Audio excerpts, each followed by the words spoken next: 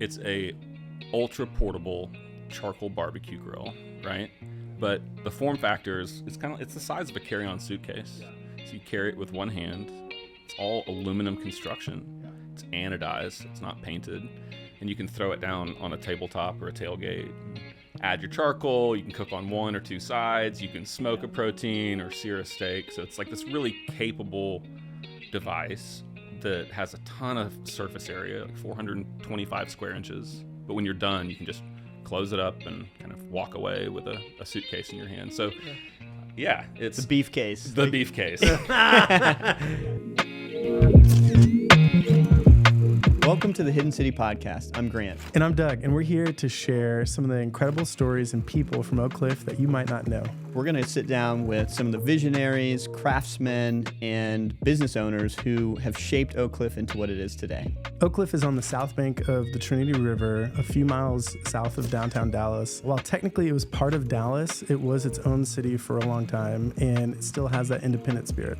We'll dive into the history and the spirit of this place, exploring the different challenges and successes that defined it. This is The Hidden City, a podcast about the people and the stories that make Oak Cliff extraordinary.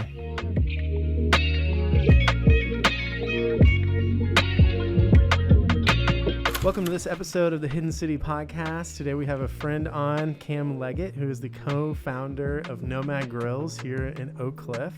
Cam, thanks for being on the show, man. Thanks for having me. Yeah, what a blast. We're pumped. We're pumped you came over. Long way to come over, all the way from Davis Street. Yeah. Took about 5 minutes. Had to plan ahead. Yeah. Well, okay, Nomad Grills, for those who don't know, it's an amazing product. You guys invented this and kind of, I believe you were tinkering with metal in a garage or on the driveway with John. Tell me. We got to hear the origin story of this. This sounds fun. Is, man. Yeah, pretty much. Yeah. I think Dee wrote some words like that when they talked about us, which was cool. Yeah, man. Nomad Grills was like, it came from the easiest, like simplest observation, you know, as like any business does. We were looking around and saw that portable grills are just terrible quality. Yeah. And I don't know, we like gear that holds up and like gear that's tough and you can keep using. And like, how has no one made like a well-built, grill yet? And they hadn't. And I guess, I don't know, John and I were kind of just dumb enough to try it. You know? Just saw the need and you're like, we could do this. For sure. And it really is kind of that simple. I mean, we had been looking for, a business to develop. So cool. Okay, so you guys had already been kind of thinking maybe we'll do something together. That's right. And this just kind of popped into the head. That's right. Yeah, John's the one that had the insight originally, and just no one's doing something cool in this space, and we were both kind of at this moment in life where it was time for the next thing, and it was just stars aligned, and it was kind of a perfect match of his all his knowledge and what he knew how to do, and kind of like all the crap that I had done leading up to this, and we're like, let's develop a portable grill. What was that stuff? Because was he in Harimari? Or he was. He had his background's in marketing. Okay. And then and what you said you had brought stuff too. You're like, man, this is the time for us to go. Yeah, I mean, I don't have a marketing background, but I was a home builder, most recently before this. So, but always had like construction type businesses. Nice. So always owned a service business. And, you're building. But never a product, and always was interested in that. So when this opportunity came up, it just felt perfect. And it seems like a fun way to translate your own experience of being a home builder, building, and then building this new product. Like I imagine that had to influence the way you thought about the design or the thing itself. Yeah, for sure. I mean, I think when you get down to it, like a product design or like building a product and a company around it is really the same to me as building a house. I mean, at the end of the day, you're kind of like, it's really all the same components, and it's like you have a different customer or whatever, but you're always like the same, like attention to detail, focus, coordination of different components and all that. That's the same thing. So it felt natural. So that's cool. Let's say you guys were in the garage or on that driveway, kind of. Are you like welding stuff? Are you trying to connect metal? Like, how does one even like test this stuff? Like, tell us, bring us to those moments. Yeah, it took a minute before we did the summer in the garage, honestly. At first, John and I thought we were going to make a ceramic grill because, we like big green eggs. Those things are incredible. Everyone loves them. They're amazing. They have this great thermal performance. And we were like, let's make that smaller Okay. and more portable. And Fascinating. at the end of the day, it turned out to be just not the right material for a tough grill. It was going to be brittle. And, Right, you know, one of right. the issues with those things is that you can, like, if you hit them, you can crack them and break Yeah. them apart. So The last thing you want is something that you drop it once and then it's like, well, I just Exactly. lost all the money I spent on this. Yeah. I can't throw that in the back of the pickup or Right, whatever. right. Like, yeah. But so, I don't know. We had this aha moment where we realized instead of like insulating heat, we should try to show it the way out. And we realized we could incorporate metals and use aluminum, which is not common for a barbecue grill, but it has all these incredible attributes, you know, like heat dissipation and, you know, it's lightweight and it's strong. So we realized that, oh gosh, there's like a neater way to develop this product, and it'll make it super tough and it'll make it kind of stand out in the market. And so, yeah, at that point, we bought a little welder and some pieces of metal and started trying to make just rough, like just Yeah. get the concept built.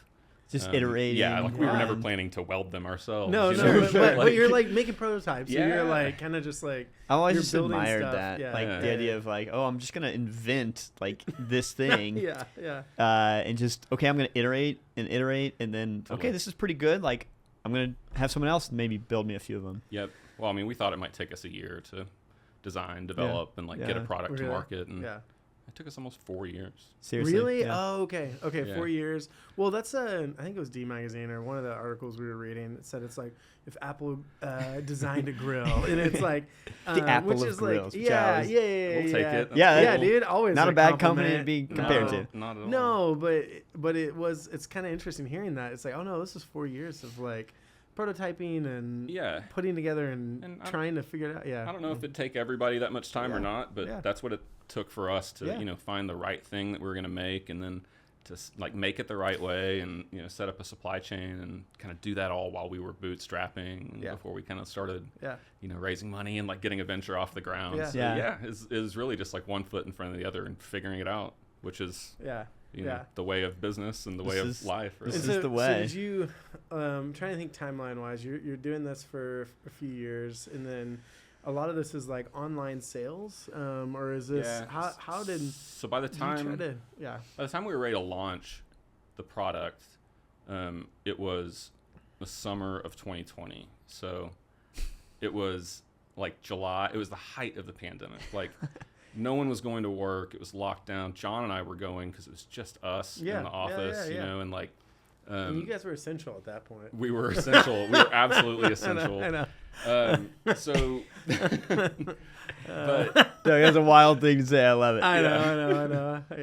Yeah. But yeah, I mean, it is a wild time for sure. I Yeah. mean, we, gosh, I think, you know, if you had your druthers, you might not launch a direct consumer premium product Yeah. like amid Yeah. all that turmoil. Yeah. And you had that's kind of that was the it's landscape when you it were was in. ready. and Yeah. so that's when you do it. Right, And right. then you take the good and the bad with that. Yeah, And- exactly. And, honestly, I mean, it had a lot of good too. It was a time when people were like Everyone's staying outdoors home and like they're or- trying to. I yeah, mean, exactly. They're okay. trying to be away from people. yes. And yes. there's a focus on like making good meals, and so yeah, all of a sudden it was a pretty timely thing where like it's a fun device to buy that enhances your home experience Yeah. and family Yeah. life, and Yeah. that's all anyone cared about. Yeah. Yeah. You know, during the pandemic. Yeah.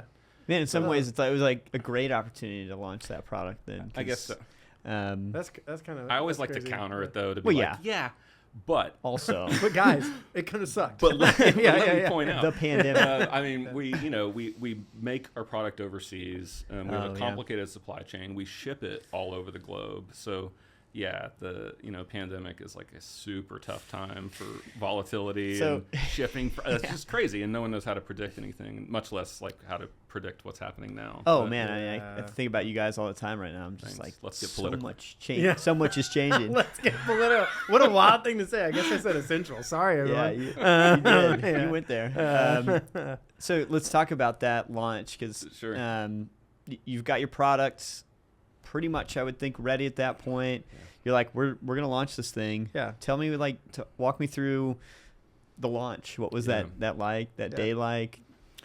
Gosh, it was so much leading up to that. So remembering the day is even hard now, Yeah, but it was yeah. like, you know, it it's one of those things where you put like, you have years into something, there's like all this, you know, kind of like mass built up of all the energy for it, and then you like put your baby out into the world, you know, you kind of release it, and like that's a big relief. And then I don't know, and then you're like waiting for the register to start running, and it doesn't happen that way. You know, like that's not reality. You put so much energy into that, and you're like, is this how do we are people buying it? This is a lot of effort to get this test or this product out. Yeah. And so, you know, there's that kind of just unsure, and it's a new thing, and here it is. And you know, we kind of made a thing that we wanted to live in the world. We didn't go ask everyone around us, like, what would you like us to make? You know, yeah, you guys started with what you were wanting. Yeah, and so there's I feel like we hear this. Sorry to cut you off, Cam, but no, this is a theme in the show, especially with the entrepreneurs that we were talking to. Is just like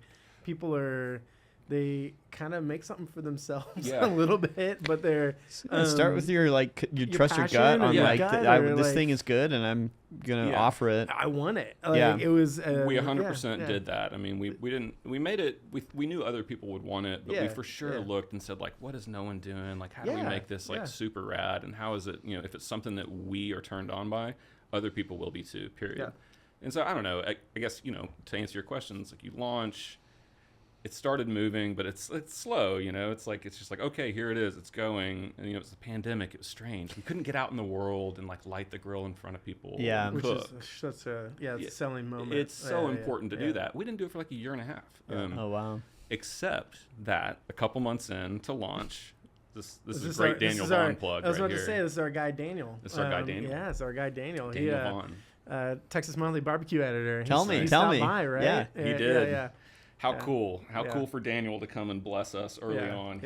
He's a great guy. I don't even remember how it happened right now, and I probably should, but Daniel, you know, we learned that Daniel wants to come by and talk to us, which is incredible. John and I have this tiny apartment space over on Bishop, and it's just us in there, and we just launched this product, and Daniel Vaughn comes by, barbecue editor from Texas Monthly. It doesn't get any bigger than that. No, that is like the guy that you want to come by. He's the guy. I mean, if you have a barbecue joint, you want Daniel to come by. You want him to be interested. Yeah. And so we don't have a barbecue joint, but we have, you know, an adjacent product, very relevant in his world, and he was keen to come by and check it out. And so he did, and we brought like a cool pitmaster guy to come and help us and grill, and we cooked a steak for Daniel Vaughn. That's amazing. He wrote us up, you know, in Texas Monthly a few weeks later, and it really put us on the map. I mean, it's the sort of thing that gets you kind of some immediate attention, like immediate credibility, and then once you're there at the party, then it's kind of like to you to build on that credibility, right? And kind of like earn that. Yes.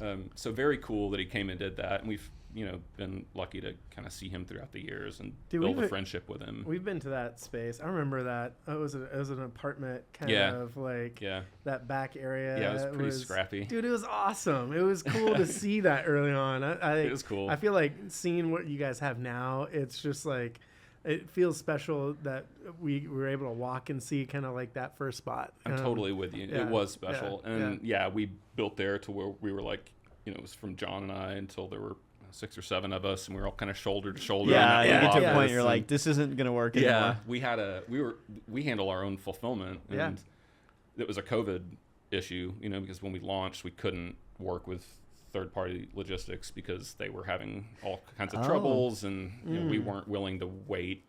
You were like, we have to do this ourselves. We have to, and so we brought it home from the warehouse and said, we'll do it, and so we had a shipping container in the backyard of that place. I remember that. Yes, and that's where for the first 3 years, we shipped from there. We would receive our product, load it into that container, and then we started like kind of leasing small offices around us for overflow storage and trying to figure it out. And then we're like, finally leased the space that we're in now, which is cool. But it's a huge upgrade. Oh yeah, sure. dude, it's nice. It's nice. Big time. Dude, but I mean, Grill HQ, man. That's what that big. is. Yeah. I mean, the fact that you were there 3 years working that way, I think that's an under recognized thing probably too, which is like every overnight success is like many years in the making. It's not a walk in the park. No, and you guys just worked with what you had. Yeah. And what you said, I want to dig into what you said more too, where you're like, okay, like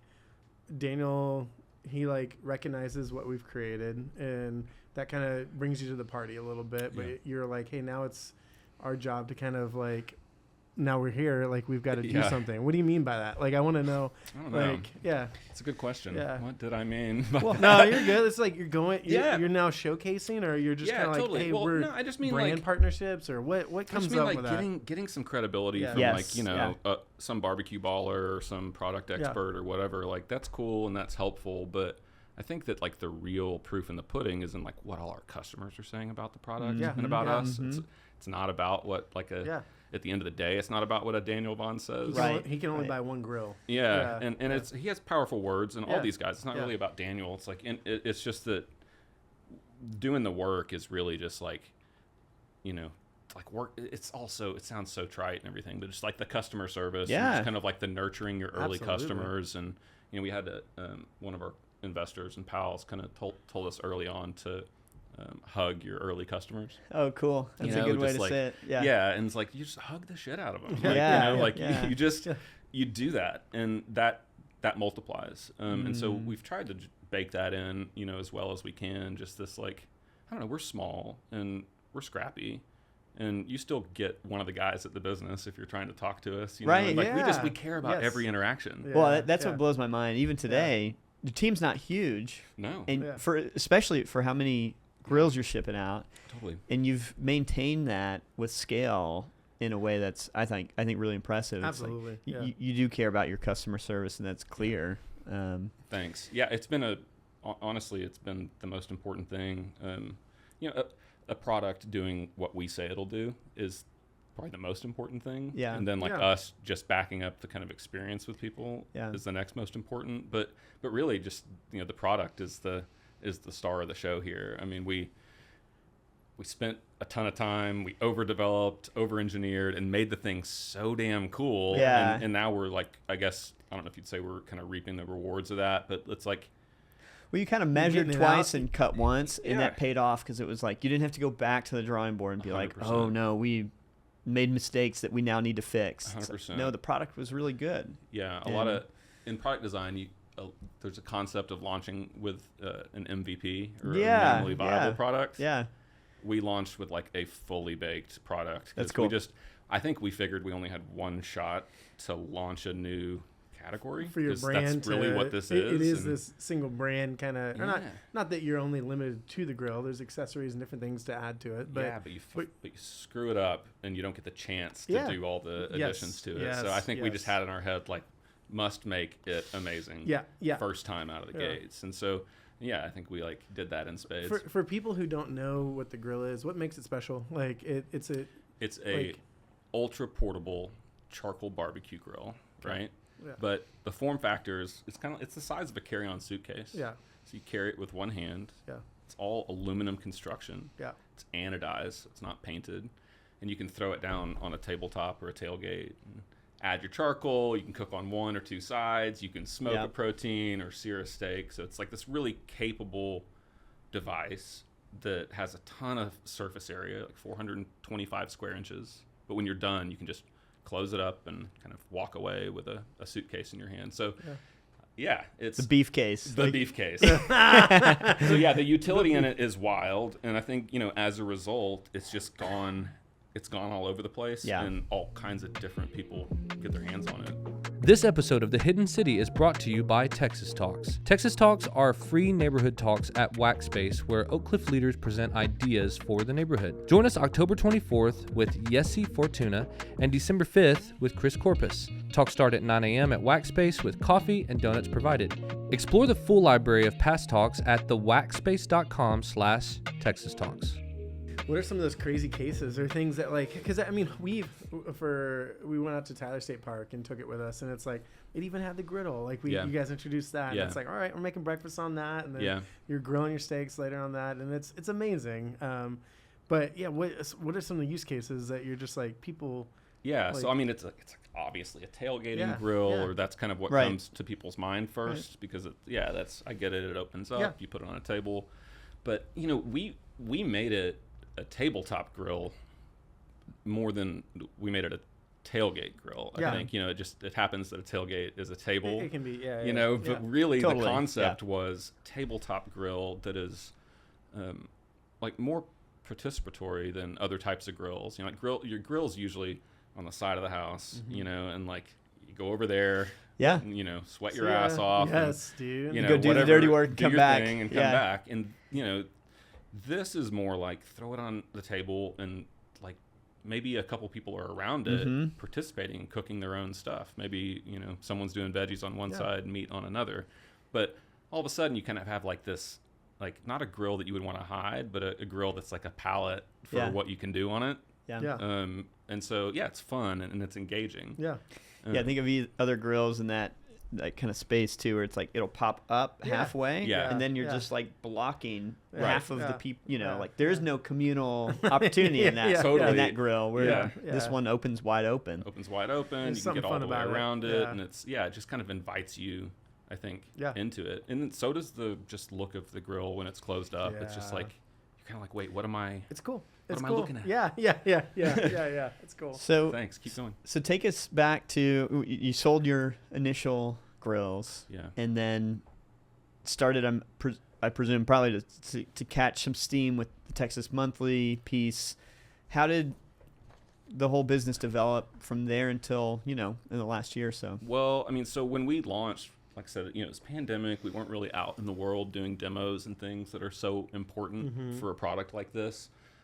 What we could do though was make videos and use the social channels like everybody else, right? Yep. I mean, so it's obvious. It's not that exciting, but like that's the avenue to get to a lot of folks, right? Yeah. So we started leaning into that. We started when we launched. We had just some photos of the grill. Like we had nothing for it yet. Like we did one photo shoot ourselves, and we're like, here it is. And people want to see video, and so we're like, great. Start kind of giving them what they're asking for.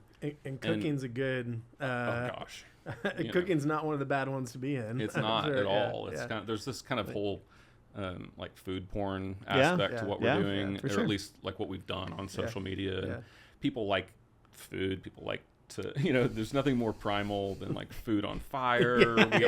We all like to, I don't know, we're all attracted to that. And so my algorithm certainly has a lot of nomad stuff going on. Nice.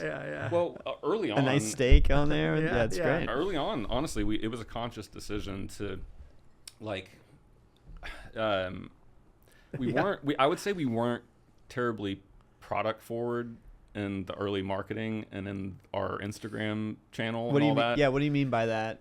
We would. I mentioned before that the grill is a palette for what you can do on it. So that's how we treated it. So, a lot of product companies will keep showing the product in different angles. And that gets old really, really fast. And but what we found would keep people interested is showing them recipes, showing move the grill places, show them what they can do with it.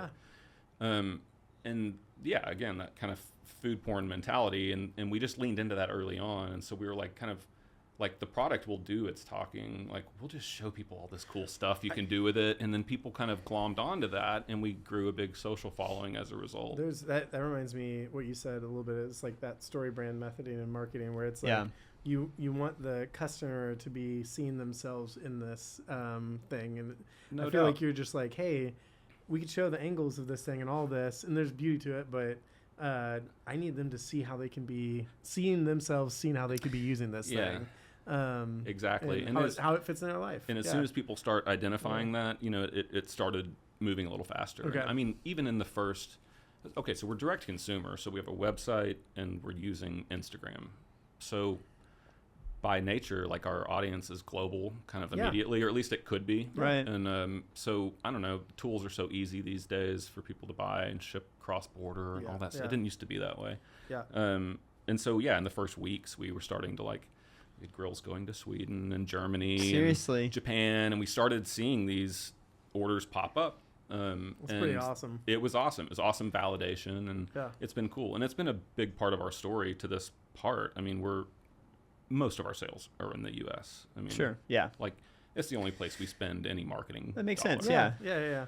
But Texas and California, probably. sure, Texas, right? California, Florida, Florida New too. York. New York. We Good. send a ton of grills to New York. Good. So yeah, those metros or states make sense, but all in between. I mean, we've sent Cool. these all over the country, and then like 80-something countries, outside so of that, cool.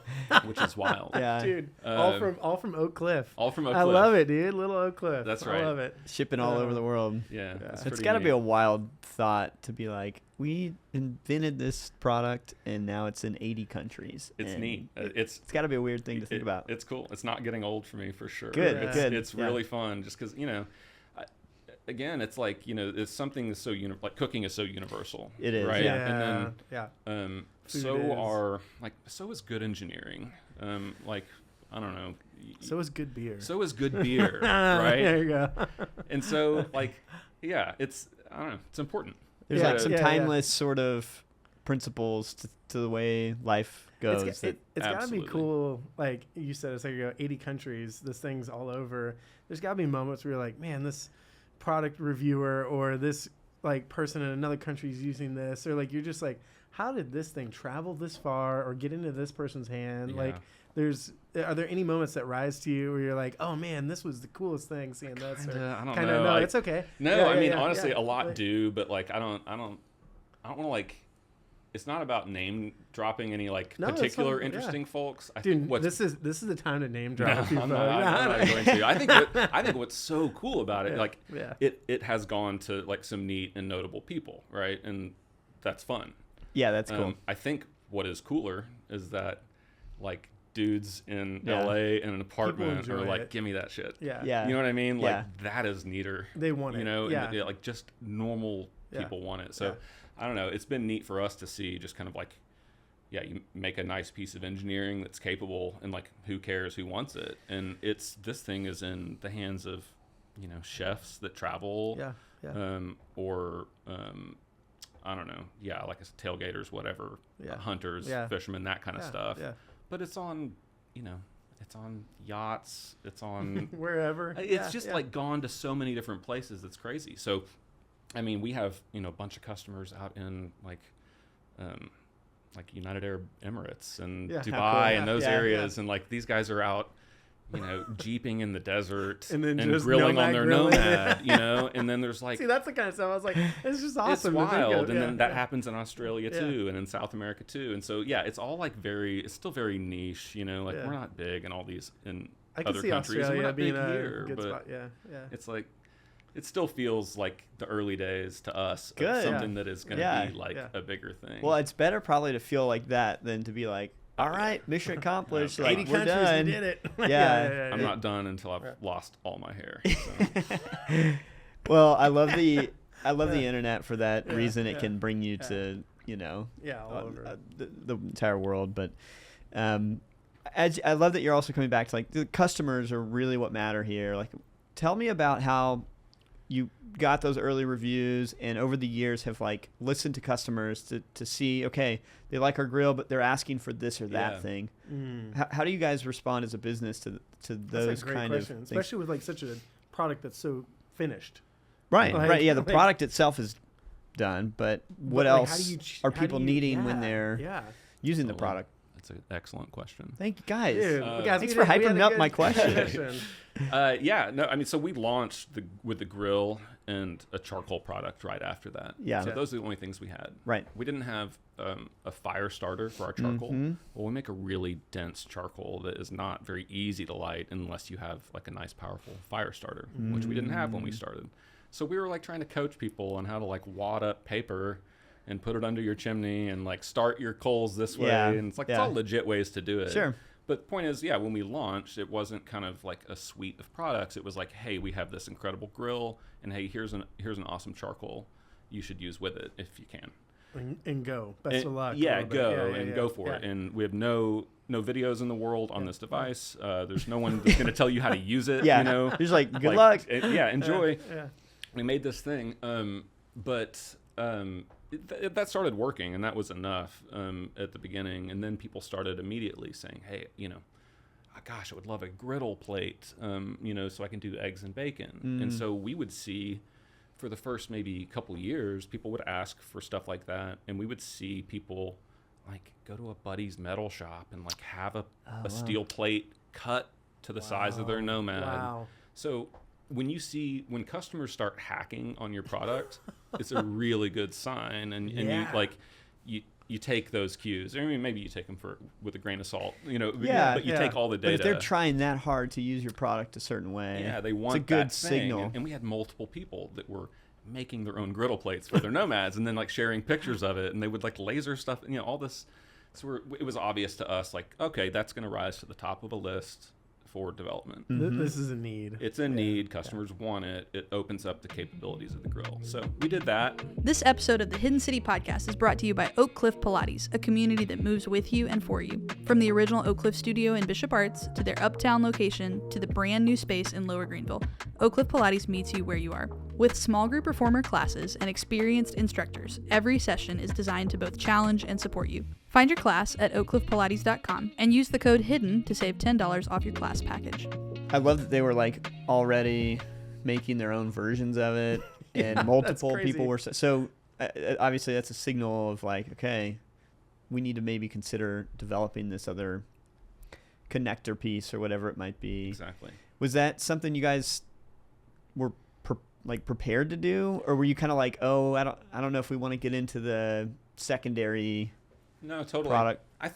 It was always part of the business plan to build out a line of things around it. But, like kind of what each thing would be and what order they would happen in, it was not known.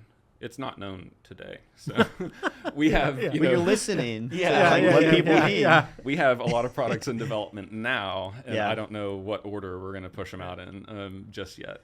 But yeah, we've been listening the whole time. And so, yeah, gosh, now we just had our 5-year anniversary. Dude, It's wild. just Crazy. amazing. So awesome. Congrats. Thank you. on Thank you that. very much. Yeah. It's a big one. Fishing for that. But 5 years in, and now we have a pretty, we've built a pretty nice little suite of products. It's still around the hero, the Nomad Grill and Smoker, but now we have we have the griddle, which is awesome, and people loved it. And Get the fire starters. we got I the use fire those. starters. Those are great. We just Those are- launched a lump charcoal, which is awesome. Dude, so the lump's great. our other charcoal is neat, but it's a form factor that's not super common here. Yeah. And so Yeah. I don't know, it takes like 30 minutes to light. People aren't used to that here. They want their quick 12-minute Kingsford. And so there was this kind of learning curve. It's like, hey, the charcoal works better, but you have to kind of know this or that. Time. You got to And plan for it. And that's great. And honestly, that has really picked up steam. People love the charcoal. We sell the shit out of that on Amazon. That's cool. Really? These days. Oh, good, Yeah. good, And good. Oh yeah, I was curious about Amazon and some of these other places you can sell your product to. Yeah. I mean, Uh, it seems like going direct to consumer from your website Yeah. It's always is the the win. best. Like It you're is. getting Yeah. to start a relationship with the customer, Yeah. and obviously you're not having to make any sacrifices on your Yeah. profit margin or whatever else. Totally. We've always been nerds about. Bezos doesn't listen to this podcast, does he? No, I don't. We don't know We yet, got but some- probably not. I think he got a 5-star. He loved Yeah, it. it's- Right after the wedding, he I was mean, listening to it. it's amazing what the platform is, Yeah. But we have until this last year we've avoided Amazon like the plague because we're carving out, a new category. We, as everybody does, we really care about the brand. Yeah. And we don't think Amazon's the best place for discovery for a brand like ours. Yeah. We know people trying to own that want it process a there. little We bit. know they would Yeah. like it. Oh, Yeah. for sure. On Well, that everybody wants platform. everything on Amazon. Yeah, So. and that's cool. And the Yeah. charcoal works there well for us, but I don't think the grill is just not the place for it. We love owning the experience as much as we can. Cool. No, I like that. Speaking of that and kind of the brand, I feel like Nomad Grills, and you can laugh at this question or however you feel on it, but it is a premium product or a premium brand. And I think of, and it's probably overused, but Yeti is in that outdoor space, and it's you kind of, they elevated the cooler brand. I feel like you guys have done this with the grill. Is that accurate? Is that kind of an area that you think you guys are in? I mean, I think we're fans and students of brands like Yeti. I mean, they've applied this the premiumization of products, right? Yeah, So it's of course. Yeah. products in this day and age, most things have been commoditized, and so they like with the grill and the whole insight about kind of cheap and portable. Yeah. Right. Like when something becomes this kind of like when I say it's commoditized, I mean like people are racing each other to the bottom and like trying to like take weight out, make it as thin and crappy as possible. Right. You know, like they're It'll last searching a for couple of every penny. years. Yeah. They're not interested in durability. They're interested in Exactly. profitability. And that's fine. Yeah. That's why there's an opportunity for us. So That's it's why like there's an opportunity for perfect. quality. Yeah. Like it's something that can, because I mean these things are they're long lasting, but Sure. you can tell they've been built with like an intention, I guess. You can, and you can feel the weight, yeah, and yeah, as soon as people get yeah. their hands on it, they're like, "Oh, okay, I get it. Yeah. Like, you know, I understand the build quality of it now." And yeah, we just knew that there's a market for that kind of thing, and so yeah, brands like Yeti, absolutely. It is like swimming the opposite direction though Totally. in the market, and so I imagine that in itself takes some discipline, or because everyone else is swimming towards the bottom in terms of price. Yeah, You're saying no, like we're gonna try and stay here because we think it's quality, yeah. Well, I think and there's like, a market for it. and there's a market like for it. Yeah. You're in it to And make actually, money. yeah, Totally. yeah. And I like think, yeah. like yeah, and there's I don't know, it's a convenient thing to do the premium route. I think if you're developing a product and you're like, you really can't compete on price if you're starting a brand like ours. No So, kidding. Yeah. Yeah, like it wasn't really an option. Like Yeah. who would say, yeah, I'm gonna make the shittiest thing I can make, Yeah. and I'm gonna make it cheaper than Walmart or whatever. Like Yeah. you know, you're not gonna win in that game. You're really Yeah. not. Yeah. But what's no one doing? Making a good one. Yeah. Mm. Well, now that we know how to do, and Yeah. like that's something we can own. And so yeah, I think we're doing that pretty well. I mean, I don't think it's Well, like it's our not- journey's been perfect, but like we've done a pretty good job like fostering like the growth of this brand, Yeah. and kind of like building community. Yeah. And you know, I mean, Yeah. I got invited to a podcast today. That's Let's it. go. I mean, you guys were a sponsor at the neighborhood barbecue festival. Not you only know, were they like- sponsors, yeah. I they think it won People's Victor Choice. won like Oh every my award. gosh. Yeah, that thing was. I mean, I do love it because he is like making the best I- barbecue. I know, Absolutely. I know. What better brand positioning know. is that there than that? I mean, it's, Yeah. Yeah. Yeah. no, yeah. Dude, that's a joy. Like the Blues Man's Barbecue Festival. I feel like you guys just kind of giving back to the neighborhood in that way is pretty awesome. But in that same mode, you guys are going probably to a lot of festivals or a lot of like events. Is that yeah, we you've try seen a lot of Texas barbecue and just grill, I'm sure, Yeah. culture in the state. for sure. Yeah. Yeah, I mean, what an awesome state, you know, to be like owning a barbecue grill company in. True. Like that Yeah. was not really an accident either. It was Yeah. we knew that the category was going to be fun, and we wanted that, you know. Yeah. That's cool. And Yeah. and then yeah, like it's what's better than kind of, you know, barbecue usually tying with beer drinking, usually tying with music, and like Yeah. it's just like that community is so tight. And so yeah, we try to get out in the world as much as we can. I mean, our you mentioned Victor, like in addition to being our resident pit master, he Yeah, is yeah. also our events guru. So you know, we have a calendar that we reference a lot that's kind of always moving, and we try to you know, have interesting things to do Yeah. weekly. Yeah. And sometimes it's like sponsoring, you know, a festival. Sometimes we're there informally doing artist hospitality, which is Yeah. a fun thing to do. That's cool. And you know, sometimes kind of something in between. But Yeah, I know you guys have like, I think Longhorn Ballroom, you'll help out sometimes Yeah. with that, or like the music scene with Edwin and stuff here in Oak Cliff. But I feel like, yeah, you guys do such a good job, like being a part of the neighborhood and inviting people in.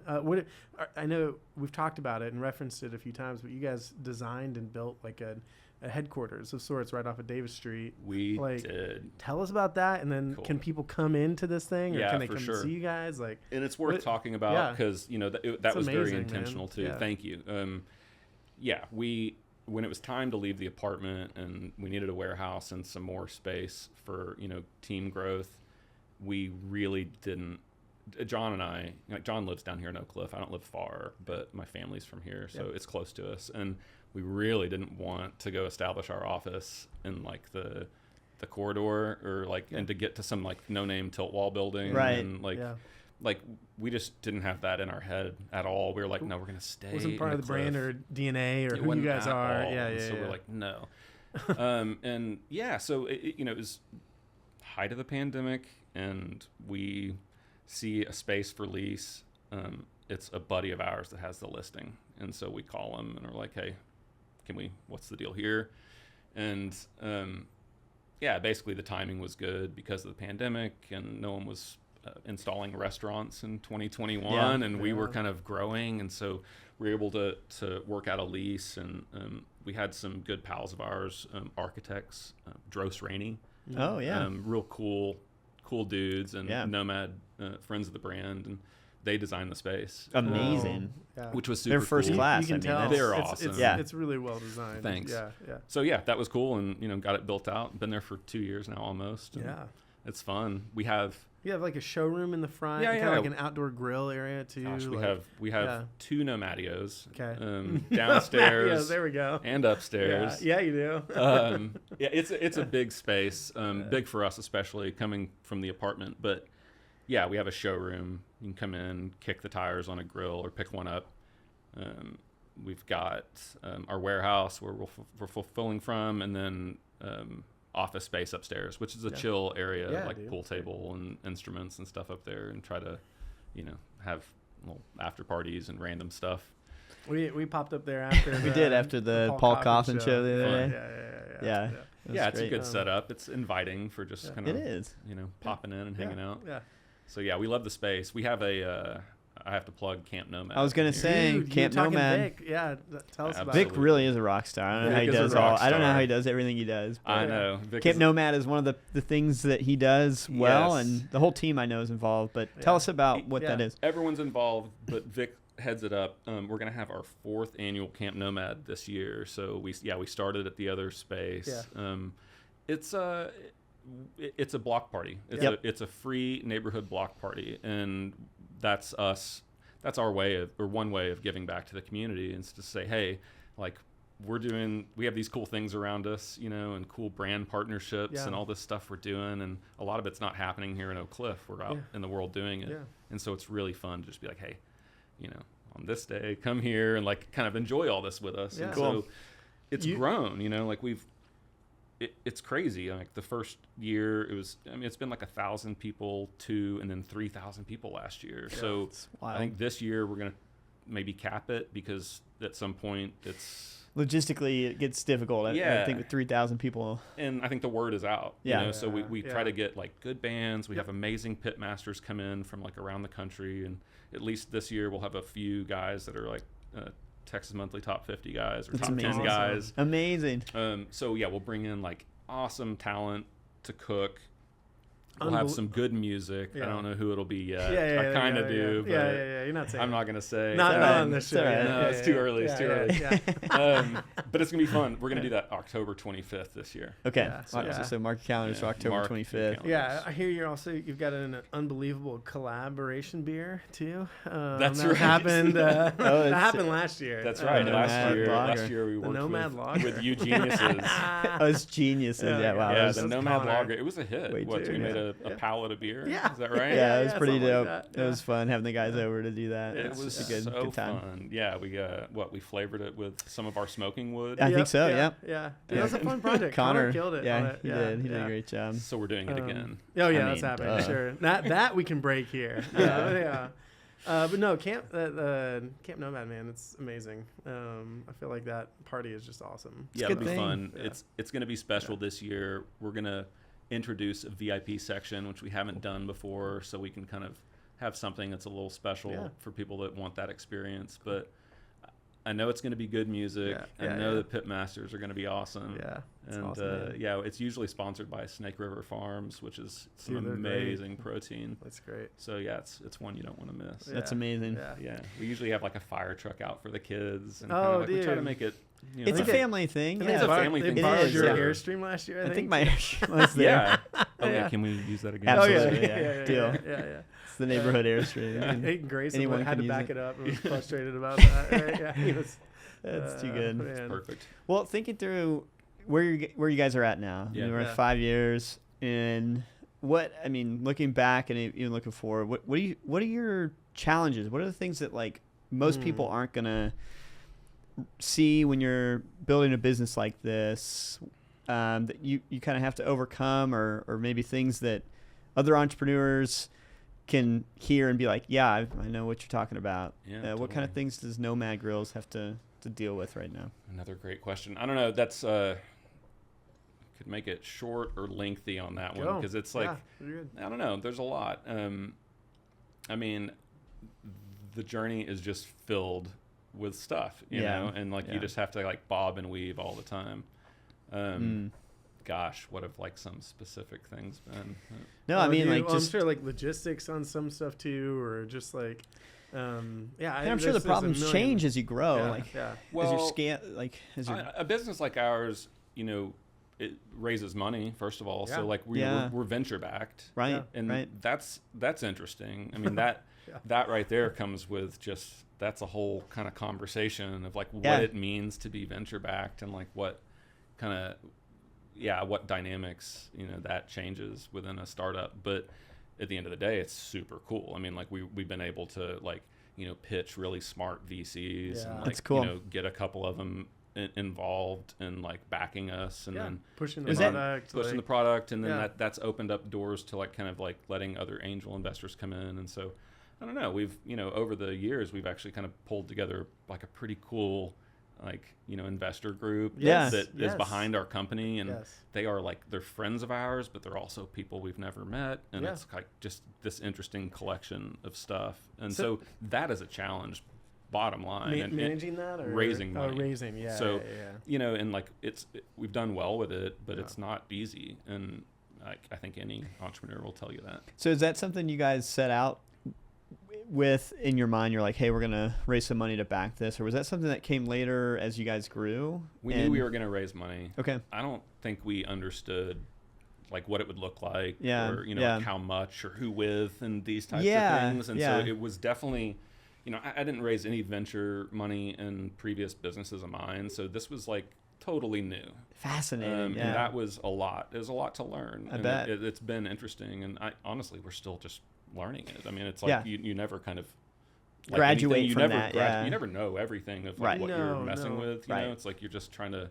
Well, and they all have, I'm understanding. sure, different opinions on certain things, and you're trying to totally figure out like how there's a relational aspect to this that you're trying to push and figure out. So it's not easy. It's a huge time suck, and you know, like a reality is that, you know, over the years we've spent a big portion of our time thinking about that and focused on that, which makes it hard to do other things. And let's just hey, that's business 101, right? It is. It's like, needing to like keep the, you know, keep it all going. Are there some fun people who backed it, or like, I'm trying to think, did I see something about Yellowstone, or was there ever a connection there? Or no. Yeah. Cole Hauser is an advisor to the brand. That's what it was. Yellowstone's Cole Hauser. Dude, that's ridiculous. That's pretty cool. I know, and how we don't have a Nomad on a horse with him, I don't know. But he's a cool guy, and I don't know. I mean, mostly we keep our list private, but he is one that is like a public-facing guy. Yeah, I remember seeing that. But no, there are some ballers that are, you know, otherwise that are in there, but they're mostly quiet. They're just like, you know, just we people believe that are in supporting. this. We want to do this. Yeah, we believe it, or you know, or good luck. Yeah, like, you know, best of luck, man. Yeah, we'll check in and So that's been cool, but that's definitely something that's kind of something that always has to be worked on, and I don't know. We probably just didn't anticipate. You know, like we launched in COVID, which was a huge kind of like, you know, macro issue affecting lots and lots of things. But I think the reality is like our whole 5 years has been like in some kind of crazy thing. Like it's either been COVID or, you know, like political stuff that no one understands. Right. And I do feel like 2020 to 2025 has been wild. It has been wild. Especially on like an international level. It hasn't been chill? And I think like a lot of people like kind of missed 2 or 3 years out of that too, just because COVID was so strange. And so I don't know, it's kind of wild that we had our 5 year, because it does feel like it feels like we're earlier than that. And I think 10-year overnight success sounds about right. 10-year overnight, I like it. Yeah. Well, are there other things that on the Nomad Grills front that you guys are excited about? What does the future hold for you guys when it comes to, you know, products? Obviously, you don't have to announce anything that you guys aren't announcing yet, but just generally, what's the future look like for Nomad Grills? Yeah. We have a lot of cool stuff coming down the line, and that's like accessories that complement what we have now. It's like more consumables, like smoking woods and kind of other charcoals, things you can give you different results on the grill. So we have a lot of that kind of stuff coming, and other hard goods too. But yeah, we're dreaming up some big stuff, and it's maybe we'll come back here and do a little announcement later in the year. But I guess I'd just say that like global supply chains are tough, and there's nothing we would love more than to like be Texas boys through and through. So I don't know, we're gonna we're gonna see what we can do. That's awesome, man. Well, we appreciate what you do for the neighborhood, and it's been so fun watching y'all's journey, man, and getting to be friends on this. So thanks. When do we start the podcast? We're gonna get started right now. Actually, we just started. So Cam, right on. Thanks for coming on the show. Thanks, it's fun chatting with you. Awesome. This was fun. Thanks, dudes. Thanks. Hey, thanks for tuning in to this episode of The Hidden City. We hope you discovered something about Oak Cliff that you didn't know. If you enjoyed the show, I hope you subscribe to it on YouTube and then follow us on any of the podcasting platforms. Also, if you enjoyed it, please share with a friend, and thanks so much for tuning in.